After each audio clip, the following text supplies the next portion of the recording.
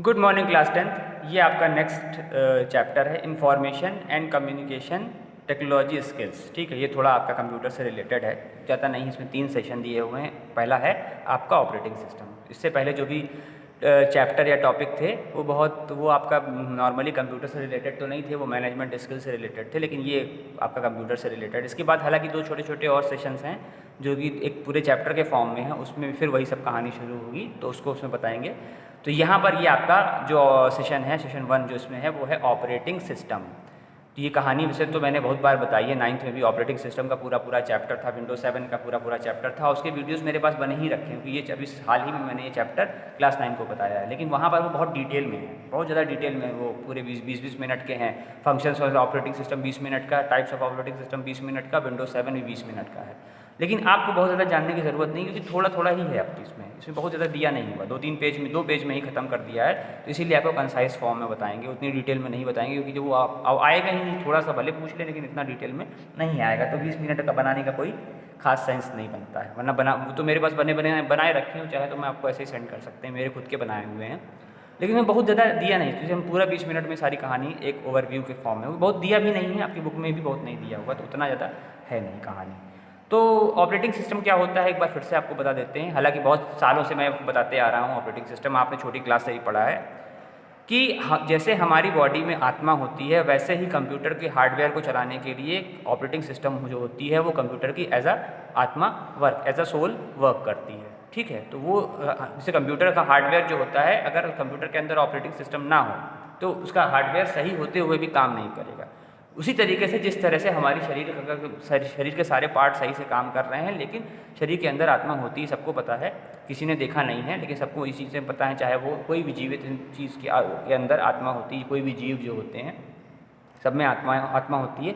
तो वो आत्मा जब तक शरीर के अंदर रहती तब तक वो शरीर उसी तरीके से उसके सारे अंग जो हैं, जो पार्ट्स हैं, वो वर्क करते रहते हैं।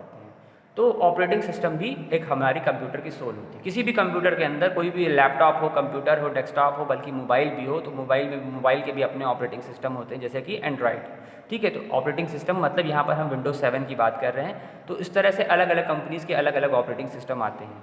अगर ये ऑपरेटिंग सिस्टम्स कंप्यूटर के अंदर या मोबाइल के अंदर ना हो तो इसका कोई भी हार्डवेयर सही होते हुए भी काम नहीं करेगा। मैंने पहले भी कई बार बताया है कि जब भी कंपनी से शॉप के ऊपर आता है कंप्यूटर, तो उसके वो बिल्कुल ब्लैंक होता है। अगर उसको हम ऑन करेंगे तो सिर्फ उस प्रोसेसर का नाम लिख कर आएगा या उस कंपनी का नाम लिख कर आएगा जिसका वो बना हुआ है, बाकी उस पर कोई भी चीज़ नहीं आती है। तो उसमें होता क्या है कि जब हम ऑपरेटिंग सिस्टम इंस्टॉल करते हैं डीवीडी के थ्रू या पेन ड्राइव के थ्रू, तो उसके बाद वो सारी वर्किंग कंडीशन में आता है। जो भी आप लोग देखते हो, जो भी ब्लू कलर की स्क्रीन दिखाई देती है, आइकन दिखाई देते हैं, वो सब ऑपरेटिंग सिस्टम का ही पार्ट है जो हमको दिखाई दे रहा है। चाहे वो मोबाइल के अंदर हो और चाहे वो कंप्यूटर मोबाइल के अंदर भी जो भी ग्राफिक्स आपको दिख रहे हैं वो सब ऑपरेटिंग सिस्टम ही है। सब कुछ ऑपरेटिंग सिस्टम का के अंदर ही वो चल रहा है।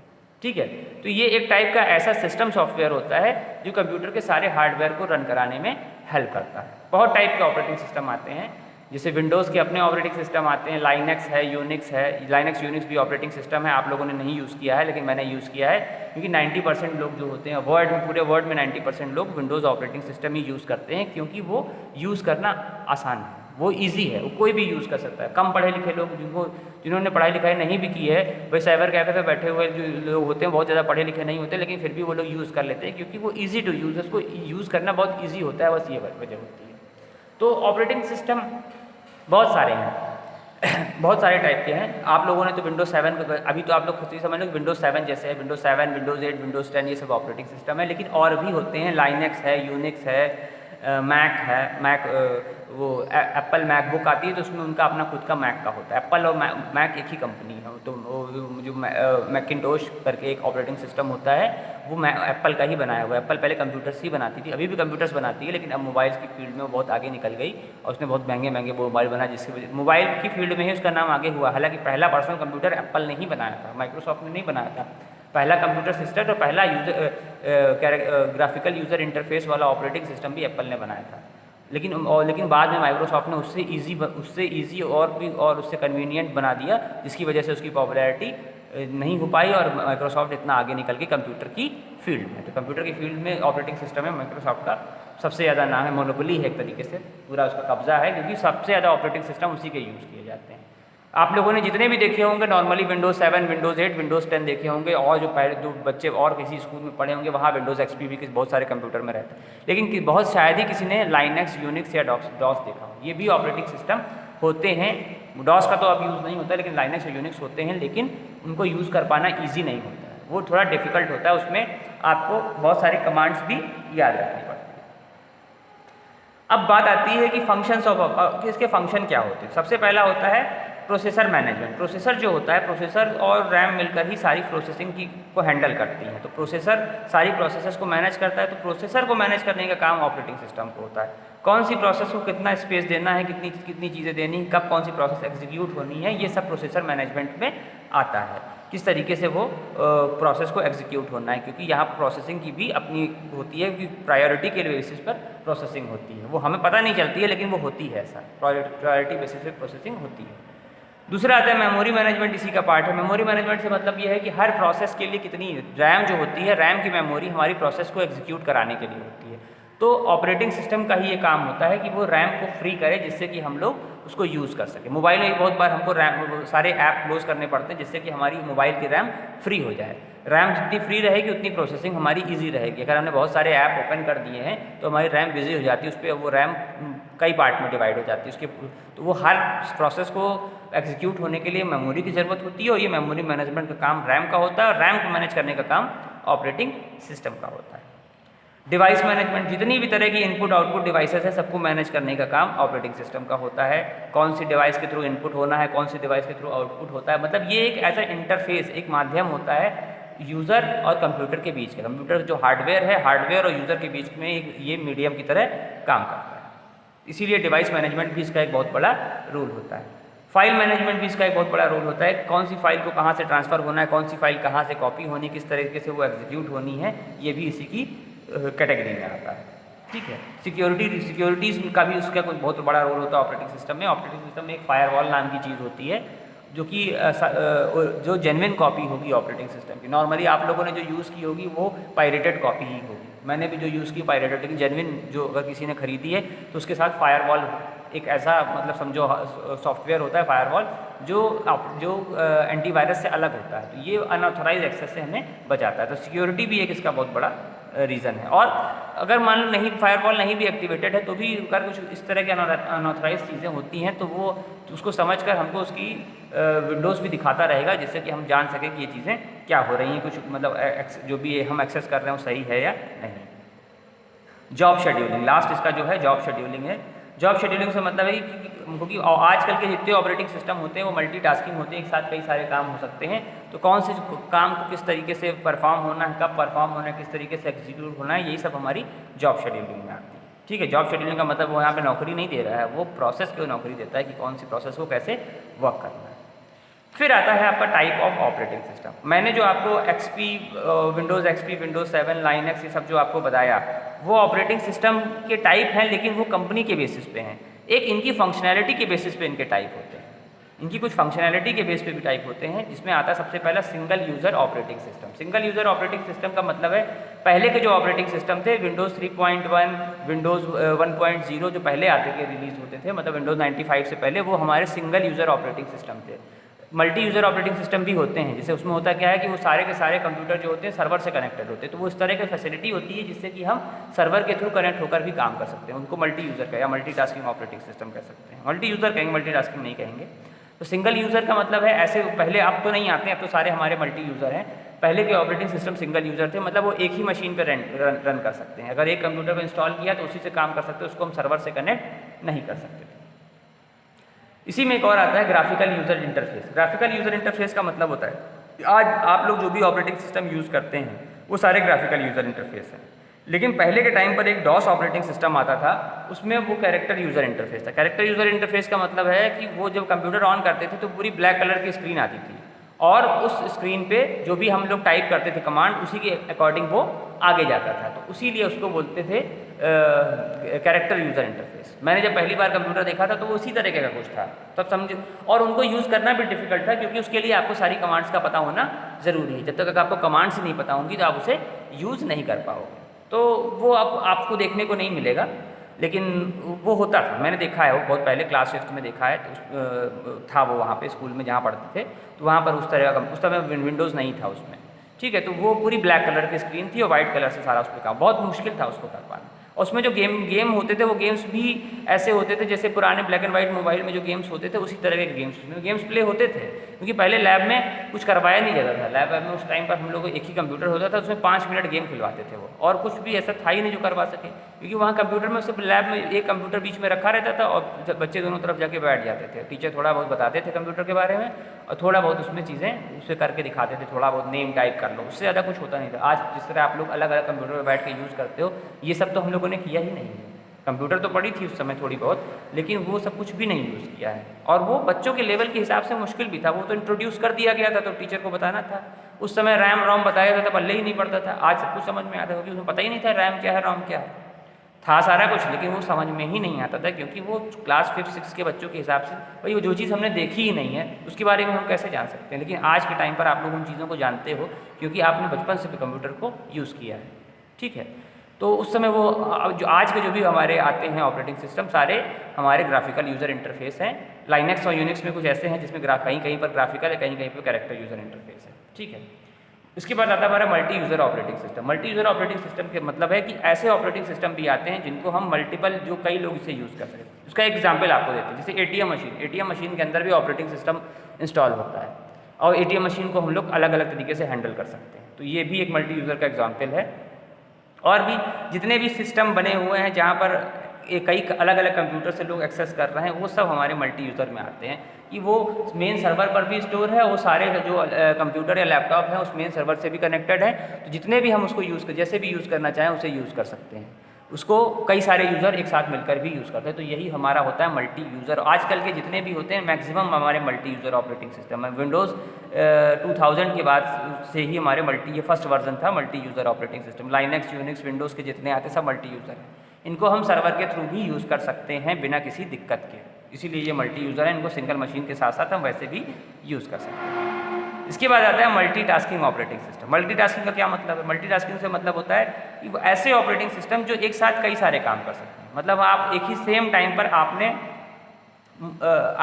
वर्ड फाइल में टाइप भी कर रहे हो और साथ में आपका बैकग्राउंड में म्यूजिक भी चल रहा है, तो यही मल्टीटास्किंग होती है। मतलब एक साथ एक से ज़्यादा वर्क जब ऑपरेटिंग सिस्टम करते हैं तो उसको मल्टीटास्किंग कहते हैं। पहले जब स्टार्टिंग में बैंक और बाकी ऑफिसर्स कंप्यूटराइज हुए थे तो उसमें हैंग बहुत जल्दी होते थे, क्योंकि वो उसने ज़्यादा उस पर कीज प्रेस कर दो तो तुरंत वो हैंग हो जाते थे। आजकल तो आप लोगों ने बहुत मोबाइल वाले हैंग होते देखा होगा, कंप्यूटर को हैंग होते बहुत कम देखा होगा, लेकिन हम लोगों ने देखा है कंप्यूटर को हैंग होते, क्योंकि उसमें जरा सा भी थोड़ा सा ज़्यादा एप्लीकेशन ओपन कर दो बस तुरंत बंद पड़ जाता था, फिर उसको नए सिरे से रीस्टार्ट करो तब वो चल पाता था, क्योंकि अभी उसमें उतनी फैसिलिटीज़ नहीं थी। अब तो बहुत ऐसी फैसिलिटीज़ हो गई हैं कि वो ऐसे हैंग होने वाली चीज़ें बहुत कम ही होती हैं। रेयरली ही कभी आपने देखा होगा कि कंप्यूटर हैंग हो जाए, ठीक है। और भी रियल टाइम ऑपरेटिंग सिस्टम आते हैं। रियल टाइम ऑपरेटिंग सिस्टम का मतलब ये होता है कि बहुत सारी ऐसी मशीन्स आती हैं जिनके हिसाब से ऑपरेटिंग सिस्टम डिज़ाइन किए जाते हैं। बहुत सारी मेडिकल फील्ड में बहुत सारी जो ऑपरेशन थिएटर होते हैं उनमें ऐसी मशीन्स लगी होती हैं जिनकी जो कंप्यूटराइज होती हैं। मतलब उनमें भी ऑपरेटिंग सिस्टम है, लेकिन वो ऑपरेटिंग सिस्टम जो है वो जनरल ऑपरेटिंग सिस्टम नहीं है, वो उस मशीन के हिसाब से बनाया गया है। इसीलिए उनके नाम भी नहीं पता होते, उनके नाम भी आपको कहीं सुनने में नहीं आएंगे कि उस फला मशीन में कौन सा ऑपरेटिंग सिस्टम पड़ा हुआ है, ठीक है। एटीएम का तो फिर भी हमको पता है, एटीएम मशीन भी हमारा रियल टाइम में ही आएगा, लेकिन एटीएम में तो नॉर्मली विंडोज़ 7 है। जो नए एटीएम है उसमें विंडोज़ 7 पड़ा होता है, जो पुराने एटीएम उनमें आज भी विंडोज़ XP यूज़ हो रहा है। लेकिन बहुत सारी और जो मशीन्स आती हैं जो मेडिकल फील्ड में यूज़ करते हैं या और अलग अलग इंडस्ट्रीज़ में यूज़ होती हैं, उनमें भी अपने खुद की ऑपरेटिंग सिस्टम इनबिल्ट होते हैं जो उस मशीन को हैंडल करने में काम आते हैं। तो वो operating system real time operating system कहलाते हैं। इसीलिए उनका कोई नाम आपको कहीं सुनने में नहीं आएगा, कहीं ये नहीं सुनने में आएगा कि इस सिस्टम को रियल टाइम ऑपरेटिंग सिस्टम की कैटेगरी है या ऐसा कुछ इस तरह, ठीक है। तो ये कुछ टाइप हैं आपके ऑपरेटिंग सिस्टम के, ज़्यादा नहीं है, थोड़ा दो लाइन में ही डिफाइन किया गया है इसको। इसके बाद लास्ट आपका आता है इस सेशन में, लास्ट जो टॉपिक है वो है विंडोज़ 7। विंडोज़ 7 के बारे में यहाँ एक पेज पूरा एक्सप्लेन किया गया है। विंडोज़ 7 हमारा ग्राफिकल यूज़र ऑपरेटिंग सिस्टम है, बहुत सालों से हम लोग इसे यूज़ कर रहे हैं। विंडोज़ 7 से पहले हम लोग विंडोज़ XP यूज़ करते थे। हालांकि उस बीच विंडोज़ 2000 मतलब लगभग ईयर 2000 के बाद से विंडोज़ XP का यूज़ स्टार्ट हुआ। जब मैंने कंप्यूटर की पढ़ाई स्टार्ट की थी तो विंडोज़ 7 का नाम भी नहीं था, तब तो XP में ही सारा काम होता था। फिर 2006 के आसपास विंडोज़ विस्टा नाम का एक ऑपरेटिंग सिस्टम आया था जो बहुत पॉपुलर हुआ था। उसके एड्स भी आते थे टीवी पे, दिखाए जाते थे विंडोज़ विस्टा। आप लोग तो बहुत छोटे रहे होंगे, ध्यान भी नहीं होगा। तो वो ऑपरेटिंग सिस्टम भी था, लेकिन वो पॉपुलर नहीं हो पाया। कारण ये था कि उसमें बहुत सारी खामियां थी, उसमें बहुत सारे सॉफ्टवेयर को सपोर्ट नहीं करता था, जिसकी वजह से वो पॉपुलर नहीं हो पाया। फिर लगभग अक्टूबर 2009 में विंडोज़ 7 लॉन्च हुआ। उसके बाद से आज तक लगभग 11 साल हो गए। विंडोज़ 7 की पॉपुलैरिटी बहुत अच्छे से चलती चली आ रही है, क्योंकि विंडोज़ 7 और भी आए हैं, विंडोज़ 10, विंडोज़ 8, विंडोज़ 8.1 बीच में और भी आए, लेकिन वो सब उतने पॉपुलर नहीं हुए हैं। बहुत कुछ लोग यूज़ करते हैं विंडोज़ 8, विंडोज़ 10 यूज़ करते हैं, लेकिन अभी भी ऑल ओवर वर्ल्ड 90% लोग जो हैं, 90% लोग अगर विंडोज़ ऑपरेटिंग सिस्टम यूज़ करने वाले हैं तो 90 से लेकर 95% लोग हैं वो विंडोज़ 7 ही यूज़ करते हैं, क्योंकि वो यूज़ करना ईजी है। बहुत लोग नहीं भी अगर जानकार होते हैं तो भी उसे ईजिली हम यूज़ कर सकते हैं। ठीक है, दूसरी चीज़ आती है इसमें कि जो उसकी मेन स्क्रीन होती है, जब उसको स्टार्टिंग विंडो होती है, जो जब हम आते हैं तो उसको हम लोग बोलते हैं डेस्कटॉप। उसका नाम दे दिया गया है डेस्कटॉप। तो उसकी जो मेन स्क्रीन है उसको डेस्कटॉप कहा जाता है। उसी पे सारे हमारे आइकन्स बने होते हैं। और जो सबसे नीचे जो स्ट्रिप होती है उसको बोलते हैं टास्क बार। बहुत सारी ऐसी चीज़ें होती हैं जो उस टास्क बार पे अपीयर हो जाती हैं। बहुत सारे सॉफ्टवेयर भी वहाँ पर आपको दिखाई देंगे जो आप रेगुलरली यूज़ करते हैं, वो अपने आप से जाके वहाँ पर लगे हुए होते हैं। तो जब भी हम उन्हें एक्सेस करना चाहें तो डायरेक्टली टास्क बार पे क्लिक करके भी उसे एक्सेस कर सकते हैं। और उसी टास्क बार पे लेफ्ट हैंड साइड में सबसे नीचे एक विंडोज़ का लोगो बन के आता है, जिसको बोलते हैं हम लोग स्टार्ट बटन। उस स्टार्ट बटन के थ्रू हम जैसे भी परफॉर्म करना चाहें उसको परफॉर्म कर सकते हैं। मतलब उसमें बहुत सारे ऑल प्रोग्राम्स का ऑप्शन है। और जैसे कि कंट्रोल पैनल में अगर हम जाना चाहें कंट्रोल पैनल में जा सकते हैं। ऑल प्रोग्राम्स के थ्रू ऐसे बहुत सारे प्रोग्राम होते हैं जिनके आइकन उस पर नहीं बने होते हैं, तो उसको भी हम लोग एक्सेस कर सकते हैं। और कंट्रोल पैनल का यूज़ क्या होता है कि कंट्रोल पैनल में जैसे कि कोई सॉफ्टवेयर है उसको अनइंस्टॉल करना है, तो नॉर्मली मोबाइल में तो आप लोगों को पता है कि एप्लीकेशन मैनेजर के थ्रू जाके आप अनइंस्टॉल कर सकते हो। और बहुत सारे मोबाइल में ऐसे फीचर होता है कि आप रिमूव पे क्लिक कर दोगे, अपने आप से वो अनइंस्टॉल हो जाएगा। ठीक है, लेकिन यहाँ पर अनइंस्टॉल करना होता है सॉफ्टवेयर को, तो उसको हमको कंट्रोल पैनल से ही अनइंस्टॉल करते हैं। लेकिन यहाँ सर वही सॉफ्टवेयर अनइंस्टॉल होंगे जो हमने इंस्टॉल किए हैं। जो इनबिल्ट होते हैं वो अनइंस्टॉल नहीं होते। बहुत सारे सॉफ्टवेयर ऐसे होते हैं विंडोज़ 7 में जो इनबिल्ट होते हैं, जैसे नोटपैड है, वर्डपैड है, इंटरनेट एक्सप्लोरर है, गेम्स हैं, जो इनके गेम्स होते हैं सॉलिटायर, चेस वाले, वो सब हम अनइंस्टॉल नहीं कर सकते क्योंकि वो इनबिल्ट हैं, और ना ही डिसेबल कर सकते हैं। कंप्यूटर में डिसेबल का ऑप्शन नहीं होता है, मोबाइल में ऑप्शन होता है जिसमें हम उसको डिसेबल कर सकते हैं। ठीक है, लेकिन कंप्यूटर के हम कोई भी चीज़ डिसेबल नहीं कर सकते।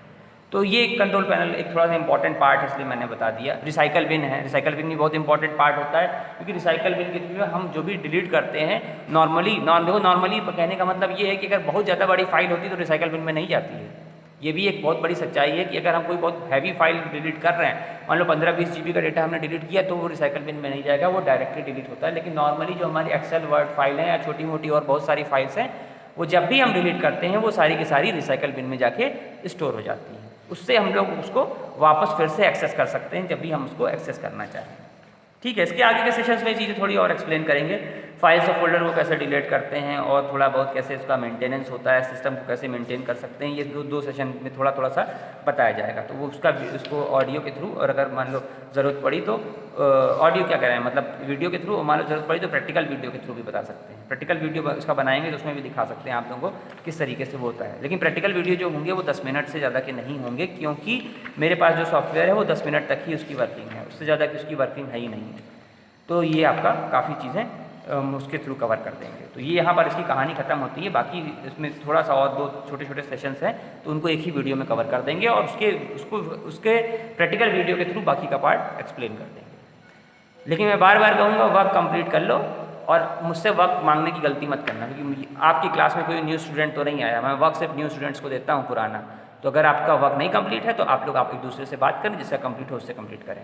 पुरानी PDF अब मैं प्रोवाइड नहीं कराऊंगा, और जिसको जहाँ भी कंप्लेन करनी है जाके कंप्लेन कर सकता है। और जिस दिन भी स्कूल खुला सबसे पहले आप लोगों की कॉपी ही चेक होगी, और मेरे ही सब्जेक्ट की नहीं, सारे सब्जेक्ट की चेक होगी। तो ये धमकियाँ आपको मिलती रहेंगी, और इस धमकियों का एक्शन जो है वो स्कूल खुलने पर आपको समझ में आएगा कि सिर्फ धमकी नहीं है, इसका एक्शन भी होगा।